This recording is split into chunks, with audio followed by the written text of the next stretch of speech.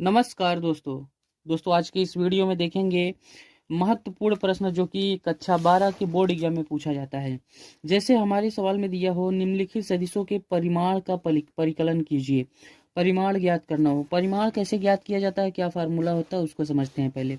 यदि हमारे पास कोई वेक्टर इस तरह से दिया हो A is equal to X I cap plus Y J cap plus Z K cap, इस तरह से हमारे पास कोई सदिश दिया हुआ हो तो हमें इसका परिमाण निकालने के लिए मॉड ऑफ ए निकालने के लिए मॉड के अंदर ए रहेगा तो वही क्या होगा, आपका परिमाण होगा।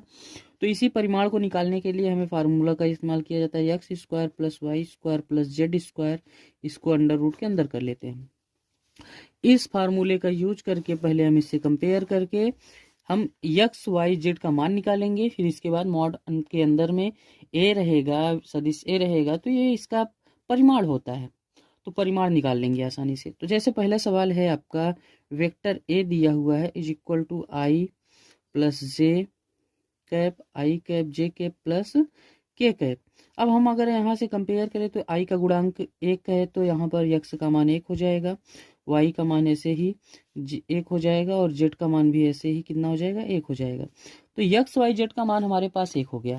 अब अपने पास फार्मूला क्या है मॉड ए निकालने का, मॉड ए निकालने का फार्मूला है, अर्थात मॉड ए का मतलब परिमाण, परिमाण निकालने का फार्मूला है under root x square y square z square, एक स्क्वायर एक स्क्वायर एक स्क्वायर, तो हो जाएगा mod of A modulus A is equal to under root एक प्लस एक जुड़ जाएगा अंडर रूट तीन। तो ये हो जाएगा इसका राइट आंसर।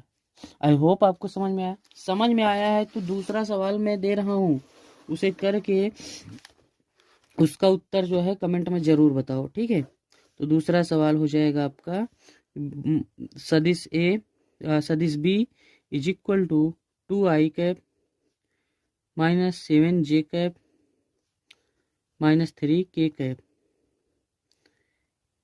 ये सवाल है, इसका उत्तर आप जल्दी से कमेंट करके बताएं।